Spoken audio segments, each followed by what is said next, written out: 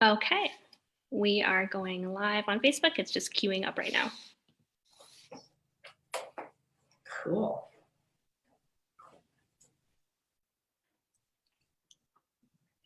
Hair. See, John doesn't have to worry about his hair. I know that. And we are live on Facebook.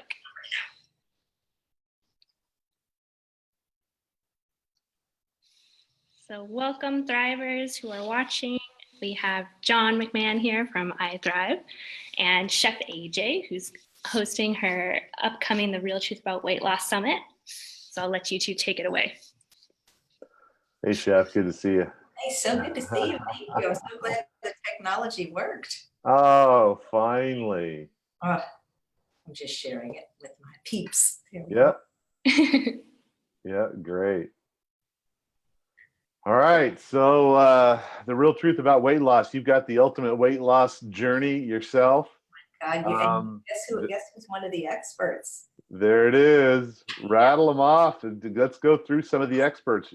Tell me about the summit. I'm so excited, Chef. I mean, it's so great interviewing you. I feel like we're such kindred spirits, and it's it's so funny because when I was asked to do this by Toby, who produces the plant fit summits that he's done for several years, I thought he just wanted to interview me for my weight loss story. He goes, no, I want you to host it. And he had all these people he wanted interviewed. You were one of them, and many of them were medical doctors and dietitians, and it was supposed to be 24 people. Well, here now we have 34, because every time I interviewed somebody, I was like, please, can I interview them? Can I interview them? And I'm going to tell you, John, I thought I knew a lot about weight loss, but I can't wait to listen to the summit with everybody, March 16th to 24th, because it blew my mind.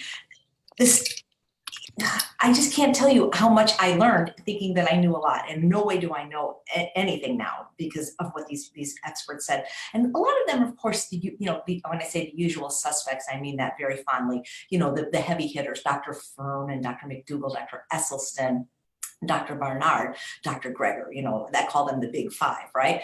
But some of the lesser known people that I interviewed had nuggets that will blow your mind, like Dr. Terry Shintani, who many people probably don't know of. He actually bought Dr. McDougall's practice in Hawaii many years ago when Dr. McDougall moved to the mainland.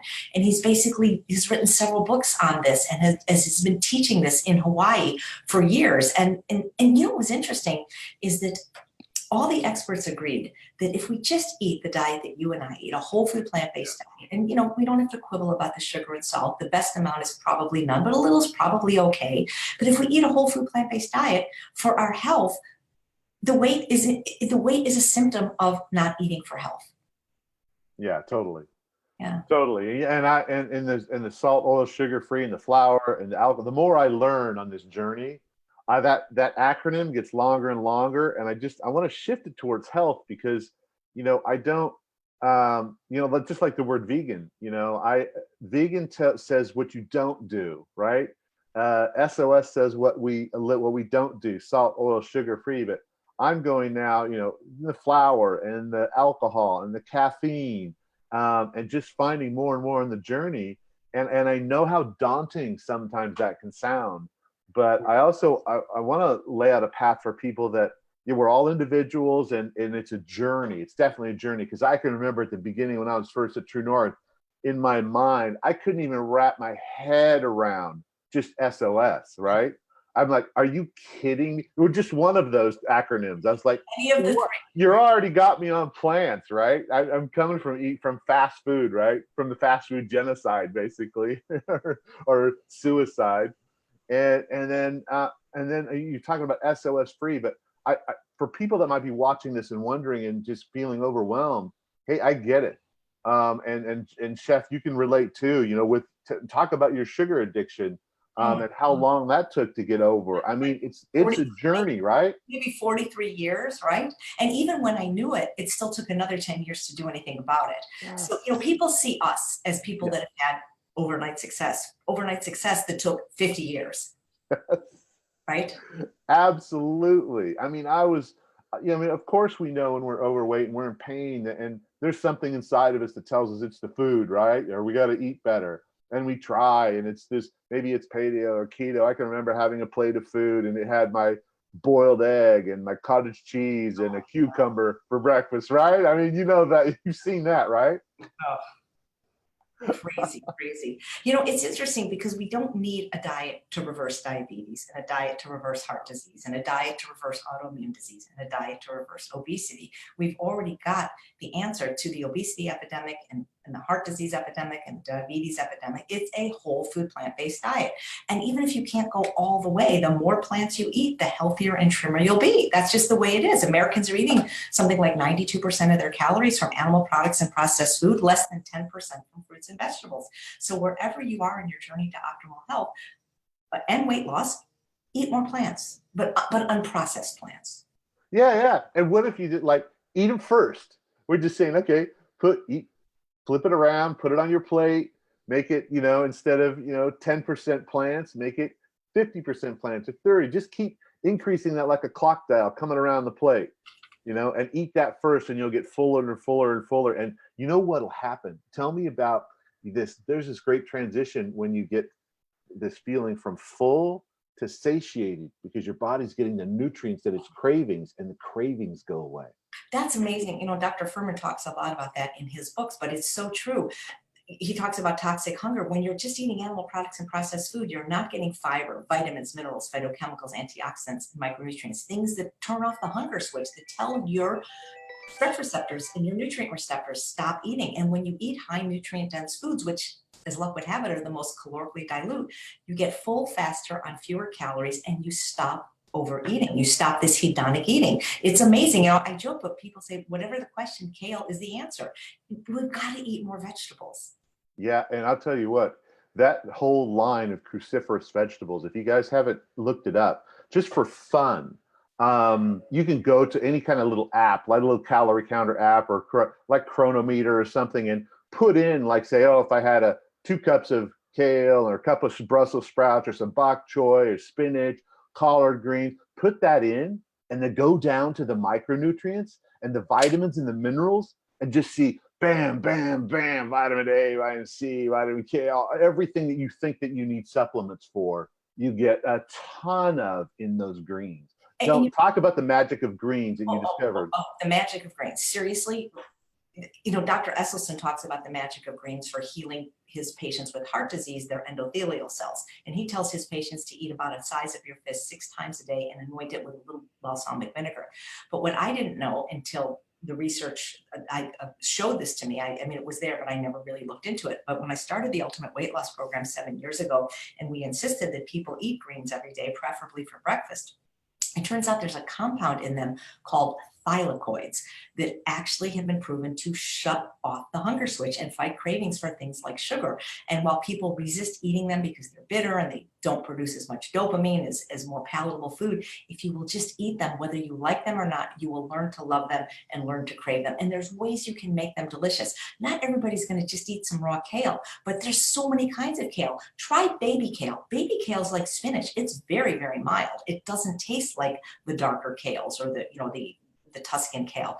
But you don't have to eat kale, but eat vegetables. They did a study at Tufts University and they found that people that eat the most fruits and vegetables consistently have the lower body weight and BMI. And that really is the secret. Eat more vegetables. Well, that's one of the secrets to ultimate weight loss, but you're going to learn so many secrets in this summit that are going to blow your mind. And one of the things that really was unbelievable to me is that I knew that our dietary choices were linked to diseases, but I didn't realize how bad it was. Like that there are actually 16 kinds of cancer that are caused by being overweight or obese, 16. And I didn't realize that there was such a strong link between, and not even being obese, but just being overweight and developing these 16 kinds of cancers. And as a type 2 diabetic, that something like 60 times more likely with every pound heavier you get of developing diabetes. So it blew my mind to hear how much disease. It was the rough numbers, just rough rule of thumb. Diabetes sits at around being the third of the underlying cause of cancers, of the big top cancers. And and then under that, that's metabolic disorder, and then obesity leads to diabetes. You're like 37 more times to get diabetes. I mean, the obesity is a huge deal. And like we don't have enough motivation already, right? We wouldn't care about any of the health stuff. We just want to look good.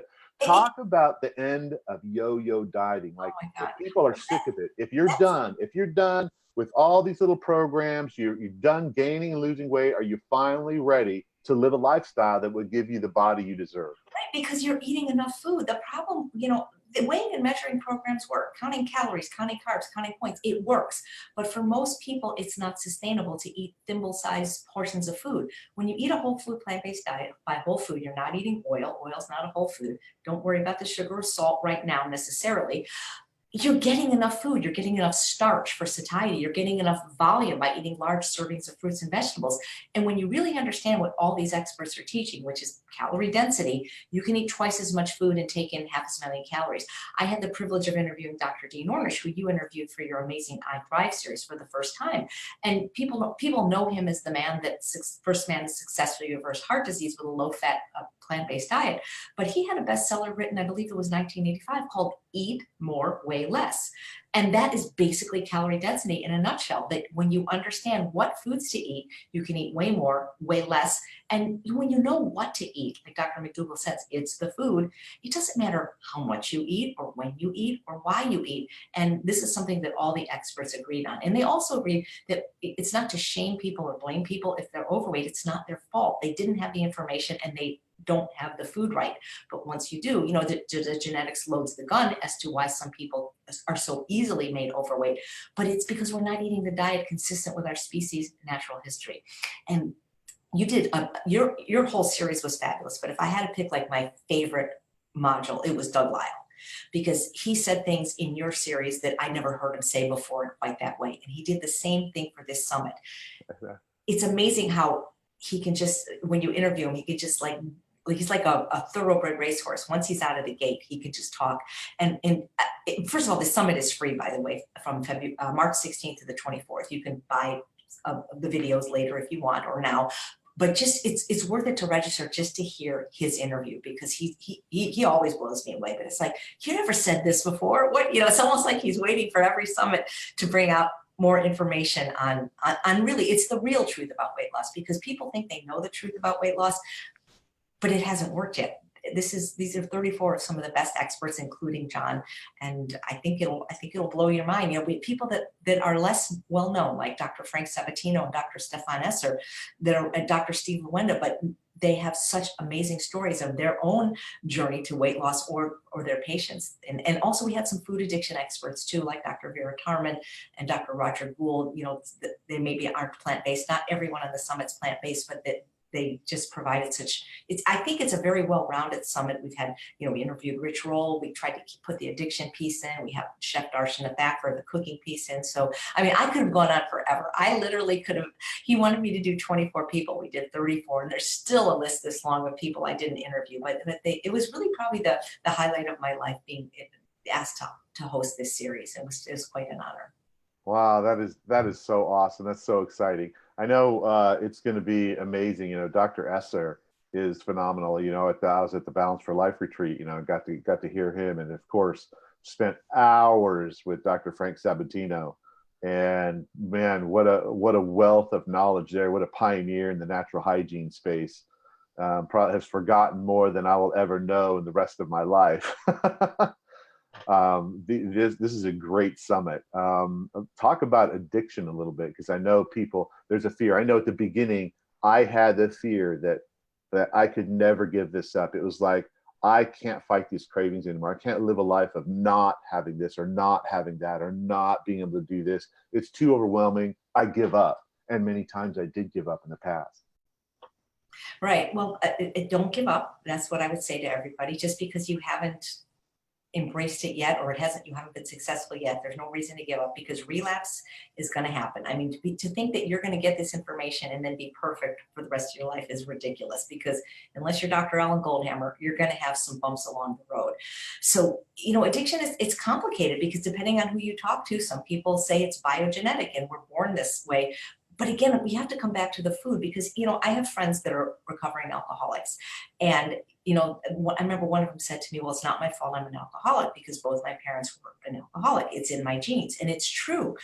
But if she never took the first drink, alcoholism wouldn't have manifested. You know what I'm saying? So even if we are genetically predisposed to having food addictions, if we're eating the diet that they serve at True North, it's not going to manifest into a problem of a health problem or being overweight. You know what I mean? That's why everybody who says, oh, and people say this all the time, oh, I'm doing exactly what Chef AJ says and I can't lose weight. And then somehow they go to True North, this magical vortex in Santa Rosa, and they all recover and lose weight. It's the food. It really is. And when you get this is actually quite simple, what we're teaching. It's not easy, but it's simple. Eating fruits, vegetables, whole grains, and legumes as much as you want, as often as you want, with no oil and either little or no sugar or salt. That's what you do, is eat whole food. It's not always easy to do in one's life, but if you do that, you will recover, you will lose weight, you will get healthy, and the more of it you do, the faster it'll happen. We live in an environment, though, that doesn't support our recovery, as you know, unless we're a True North. Yeah, it's, you know what, and it's work. And what's happening is I think in our modern environment, I just want to remind people that, it's work, I can't do it, this, that, and the other. We're missing out on opportunity cost. We're not thinking about the cost of how easy the convenience that we've had with these super calorically dense, not normal foods in our environment, that we can spend this much energy and put in our mouth. And we think of the opportunity for cost of what that really costs, what's really going on after that moment. That costs us. And the little bit of work that we can do in a little bit of planning, a little bit of shopping, a little bit of developing some new routines, we can fall into a new set of habits. And it is a little bit of extra work for, hey, I know, you got to shop a little bit more. You're going to the farmers markets. The shopping is bulkier. You're eating more. And the amount of groceries that you're buying is more. And you got to prep a little more. And you've got to learn some new skills, but that's the real effort to keep the real body healthy on the inside. Talk about some of the journey on that, because I know some of the individuals there had their own journeys like me. Absolutely. Well, you're right that it's to eat healthfully, in a world, as Dr. Goldhammer says, designed to make us fat, sick, and miserable, isn't easy if you live outside the True North Health Center. But that said, now it's easier than it ever was. I mean, there's actually food delivery companies for people that are unable or unwilling to cook for whatever reason. There are companies now that make very affordable, whole food, plant-based food, oil-free, even SOS-free, that people can subscribe to, at least at the beginning, or if they're traveling, that will make it easier. Doug Lyle always talks about how he hires a college student to come in like 6 hours a week and do his prep. I mean, I was stuck outside my house like for 6 hours yesterday, and I didn't bring enough food.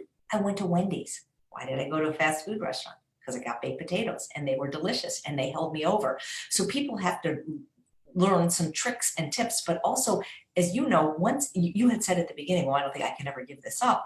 But once you neuroadapted, once after your fast, the healthy food started tasting good. And once people get through that, could be 3 weeks, it could be 3 months. It's going to depend on the individual. But once they get used to the taste of healthy food and they're willing to eat more simply, it's not as hard as you would think. You could make beans and rice and put some salsa on it over greens and you call it a meal. Not every meal has to be a 5-star restaurant. Right. And it doesn't have to be perfect. It has to be more thoughtful and mindful and go on this path and get better and better and better every day.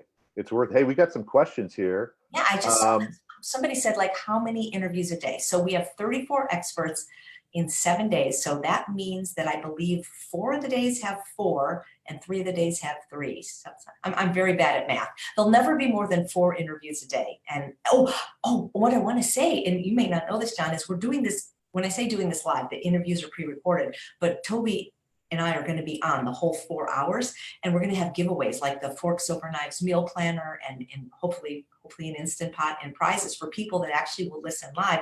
We're going to interact and hopefully have a lot of nice free stuff. Wow, that's fantastic. And what a great idea too. I'm definitely going to be watching that. I love all of those speakers, and there's some new ones there that I haven't heard as well. Right. We've got a common question here. See that one about that may be new to this, thinking, oh, you're just eating vegetables all day. How could you do that? It sounds extreme. It's not. We're eating starch. At least that's what I recommend. At least I recommend a starch-based diet, meaning the majority of the calories come from starch. I would say at least 3/4, maybe more for some people. You need the vegetables and the fruit for beautiful skin and for all kinds of reasons, but no, it's mostly starch. And there are people that do well just eating starch. Men especially, like Andrew Taylor, he ate nothing but potatoes for a year and lost 120 pounds. weight loss is a little bit more difficult for women. We produce estrogen, and a lot of us are perimenopausal or menopausal or postmenopausal. So we need to have some of those lower calorically dilute foods like fruits and vegetables to lower the overall caloric density. But I don't recommend just fruits and vegetables. I recommend a lot of starch, potatoes, sweet potatoes, winter squashes, rice, and beans, of course, prepared without oil, and then rounding it out with fruits and vegetables. Let's paint a picture, because I know it can be intimidating, and people can get reactive, right? And say, oh, yeah, I can't just eat vegetables all day. That's ridiculous. Well, but what is it? Paint a picture of a plate. Just a nice big plate. Yeah, if you follow me on Instagram, you'll see my meals. And my recommendation is you lose weight with a full plate, and that half the plate should be vegetables visually. So I don't weigh my food. But for example, last night, I know what it weighed because the broccoli came in a 12-ounce bag. So I knew I had 12 ounces of steamed broccoli. It took half the 9-inch dinner plate, but on the other side was roasted Hannah yams. That was at 1.5 pounds. I'm eating more starch than vegetables by weight and by calories, but visually, just try to have half your plate vegetables or fruits and vegetables. You don't have to weigh and measure, but you got to eat vegetables. I mean, vegetables are so good for your skin. I'm wearing a little bit of makeup for this broadcast, but not much. I'm almost 60. There's something magical about vegetables that heal you from the inside and make you look beautiful on the outside.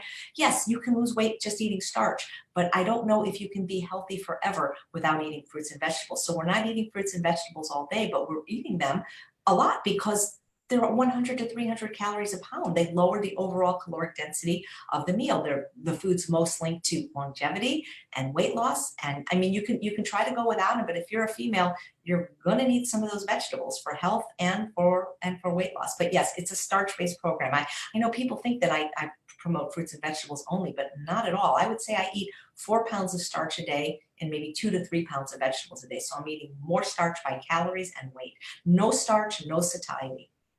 Beautiful meals. It's not eating vegetables all day. These are beautiful full plates. Nothing strange about them. They're rich and flavorful, many colors. You could have a side of just, I always think in my mind, I see in my mind, like Chef AJ, my plate and half of it is green. That's just what I put in my mind. So in that half of my green, I can select from a variety of things, from bok choy to Brussels sprouts to broccoli to chard, kale with balsamic or a little sauce, or I'll sprinkle a little nutritional yeast, or all kinds of different things that we can do. And then I didn't eat any vegetables, and I'm not making this up, till I was 43 years old. Okay. And that's how I ended up 200 pounds with the beginning of colon cancer. And now I love them. We develop taste preferences for what we habitually eat. And the reason most people don't like vegetables is they're really not eating them in any measurable amount. And if you don't like them, start with the vegetable you hate the least. And cooking methods matter. So, roasting vegetables, for example, when you roast Brussels sprouts, even you can do balsamic vinegar and mustard, but even when you roast them plain in the oven or the air fryer, they caramelize. They actually taste sweet like candy. So there are preparation methods you can learn to make these vegetables that you don't like so much now taste better. But when you see what they do to balance your brain chemistry and fight cravings for sugar and cause you to lose weight, you will fall in love with eating vegetables. And like John said, there's balsamic vinegars now that come in probably hundreds of flavors that you can anoint them with, as Dr. Esselstyn says, your salads and your vegetables. And also, if you eat them first, I find it really helps. You're not going to, in my first book on processed, I kind of made a mistake and I said, life is uncertain, eat dessert first. But then I met Dr. Goldhammer and read The Pleasure Trap, and I realized that we are genetically hardwired to prefer the more calorically dense foods. And so with vegetables being 100 calories a pound, they're not very interesting if you're eating very high calorically dense food. But if you wait until you're hungry and eat them first when you actually have true hunger, they're really not that bad. And actually, most of us that have been doing it for a while think they actually taste pretty good. No, and that's absolutely true. You got a transition period, and this is just a cost that we're paying for basically having eaten drugs for the first part of our lives, right? But yeah, these foods taste delicious, just fresh, organic broccoli that you just brought home from the farmer's market and steamed to perfection, and still a little bit of crunch, and the Brussels sprouts cut in half and roasted, roasting the potatoes in the oven, and sweet potatoes and some little sweet bell peppers. And you just type in, if you want, just for fun, in some of those calorie programs, and see how loaded they are with vitamins and minerals and micronutrients. So it's just not the calories, right, Jeff? It's not, what's Dr. Furman's formula? Longevity is, he has a formula about calories and Yeah. nutrients and things like that. We are so lucky that nature skewed calorie density in favor of not only being plant-based, but for weight loss.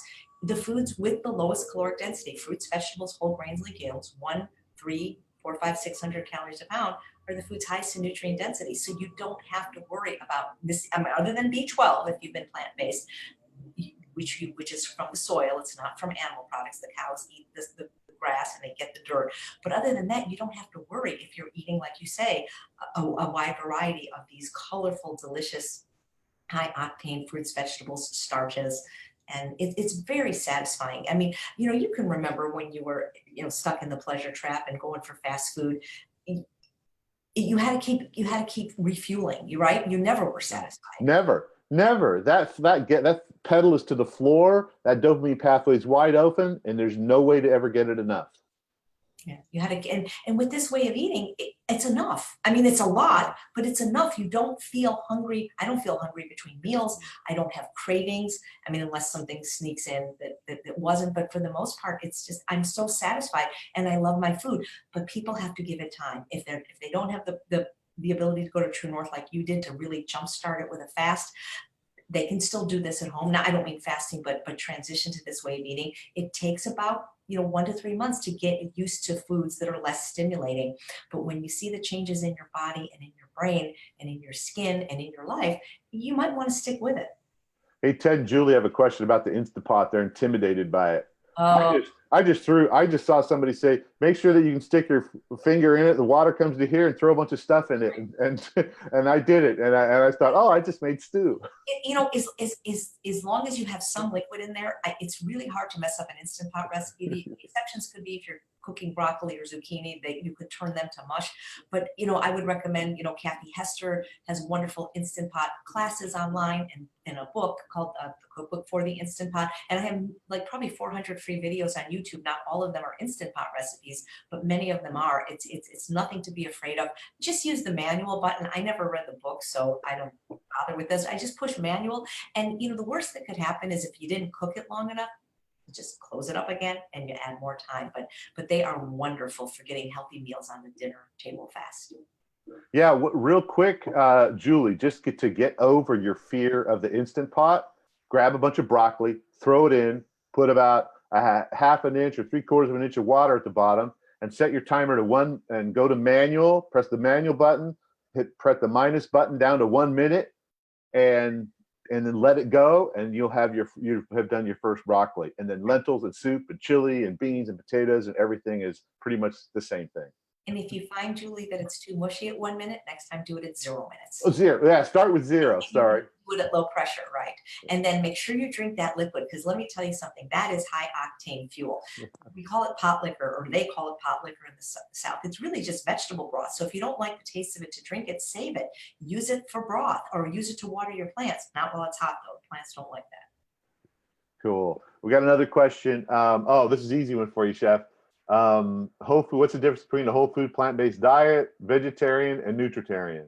Well, they're very similar. Well, first of all, vegetarian in general means that they could be including dairy and eggs, so they're not vegan. So they're still including, most vegetarians that I know include animal products, specifically dairy and eggs. And if you're trying to be healthier, the thing that you really want to give up first is the dairy. So a lot of times vegetarians are vegetarians for reasons of compassion, but the dairy cows and the chickens are not really treated compassionately. So my understanding is vegetarian, they still eat dairy and eggs, or dairy or eggs, if not both.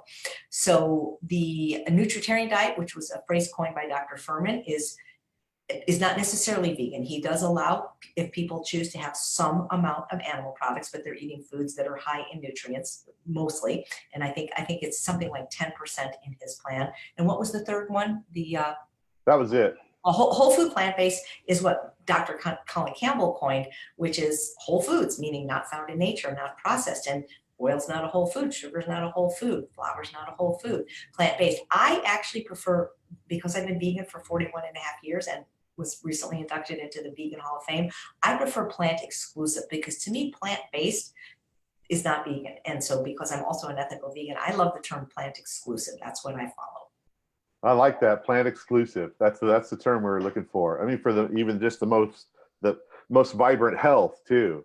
So let's go over the dates now. How is this working? Let's go over the mechanics of the summit. How does it work per day? How are they going to get their link? There's I going to hope be a they link posted. Yeah, I hope that you or somebody from Yes. the team will post your link Yep. on your page so that they can sign up with your link. But Yep. the website is The Real Truth About Weight Loss. It airs from Saturday, March 16th to Sunday, March 24th. And of course, you'll have 24 hours to listen to the 3 or 4 recordings again. And then I think the last day we're going to play them all again.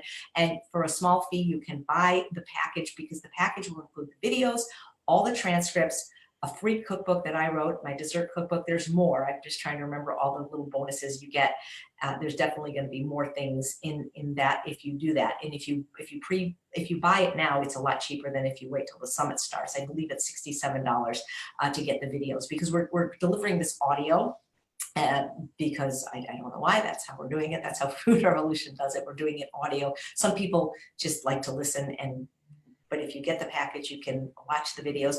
34 experts, many that you've heard of in the plant-based world, some that you might not have heard of, like Dr. Columbus Batiste, the cardiologist, head of cardiology at Kaiser, who talked about how processed food is targeted to the people that are poor, that can't afford good food, and how it's so socially unfair, things like that. I interviewed Dr. Michael Roizen, who is Dr. Oz's writing partner in many of his books. He's the chief wellness officer of the Cleveland Clinic, who actually is Dr. Esselstyn's boss. And he just, the things, they all, even though there's an underlying thread of where the experts agree, for example, exercise, they all say the same thing: you can't outrun a bad diet, right? I mean, exercise is important, but not for weight loss.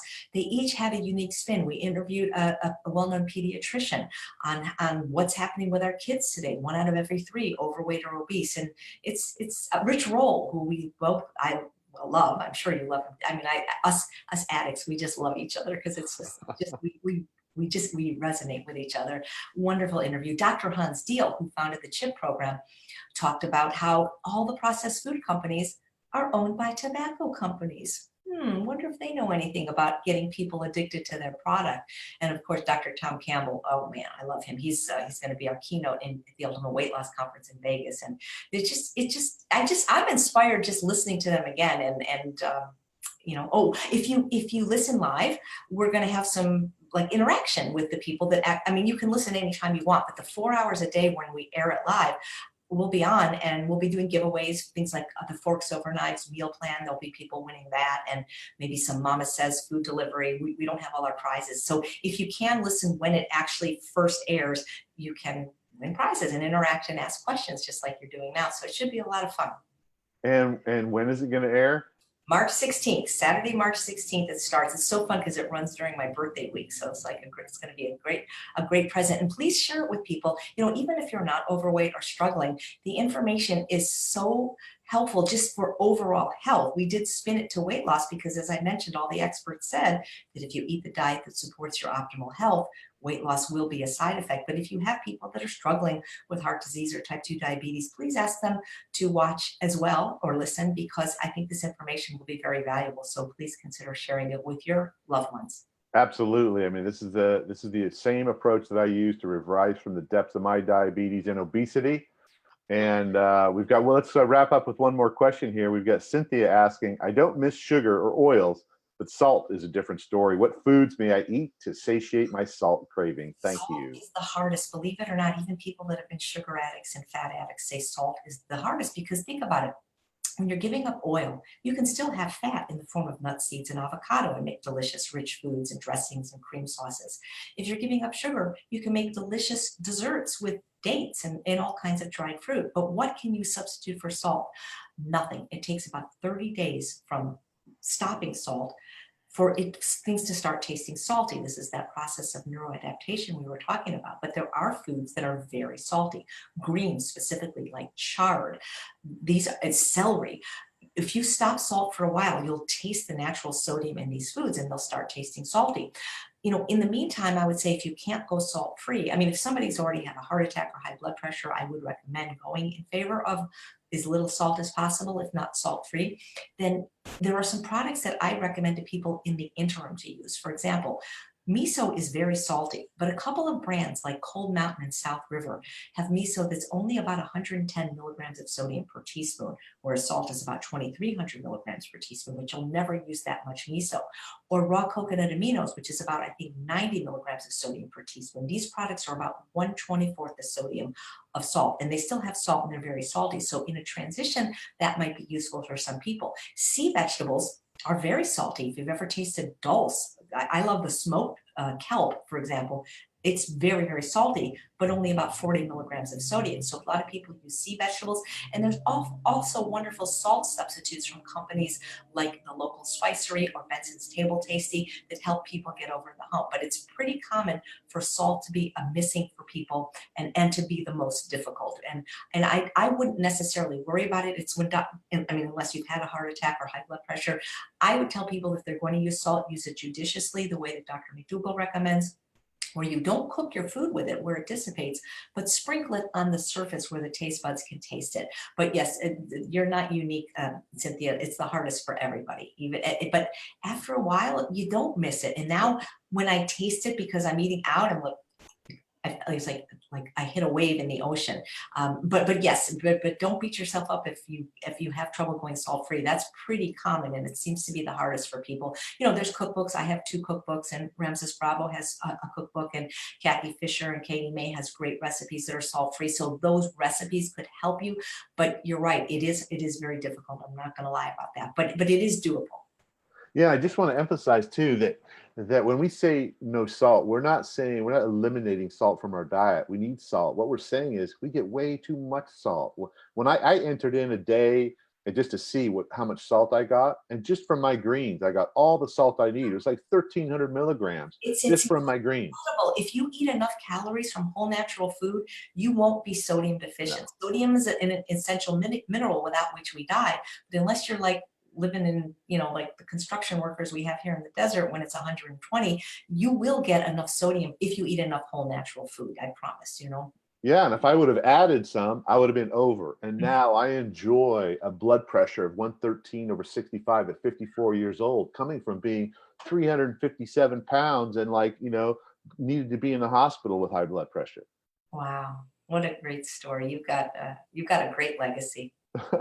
All right, Chef. Everybody's Thanks for watching, popping in here. so just know that if I hear of you relapsing, I know your cell phone number. I'm going to be on you like white on rice. Oh man. Well, hey, I just want to let people to know that this is not a perfect journey. I haven't been perfect, but I've been perfect enough to get up and to connect with people and stay in connection. And that's why things like this summit, it keeps you connected to this message. It keeps validating, because we get bombarded, right, from the outside, that maybe this message isn't true, or questioning it, or the mainstream. Why is everybody else going this way? And these guys are talking about this. We want you to stay connected. And that's why summits like these are so valuable, to just reinforce the feelings from these experts that are really amazing with a legacy, right? And I want people to know your journey was, once you did it, your journey was fairly quick. Not everybody will lose weight to the degree that John lost his weight. Not everybody will fast. I lost 50 pounds and kept it off for over 5 years now. It took me 27 months to lose those 50 pounds. I didn't fast. And I think what you're saying when people chase these other things like the keto diet and the paleo diet is because they do promise fast weight loss, but then people gain it back as quickly as they lost it and then some, because they're hungry. Because without starch, you will be hungry.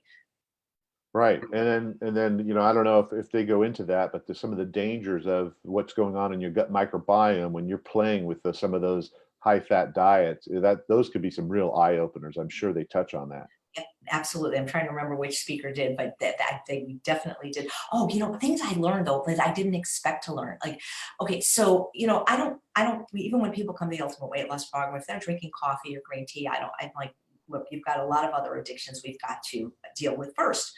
Not that I feel that caffeine is good. Dr. Goldhammer doesn't recommend it, but one of the experts I interviewed, Dr. Linda Carney, it gave 17 scientific studies, reasons that having caffeine causes you to store body fat. It's like, who knew? Like a cup of coffee with no sugar or cream could contribute to people's inability to lose weight. So you're going to learn a lot of nuggets from each of these speakers, things that I really didn't know. And the things that I did know were just reinforced by the best of the best. Yeah, I can't wait. Thanks, Chef. All right, everybody. Thanks for joining us. And Look for the link below for the Real Truth About Weight Loss Summit starting in March 16, and we will see you there. Have a great day. Thanks, guys. Thanks, John. Bye-bye.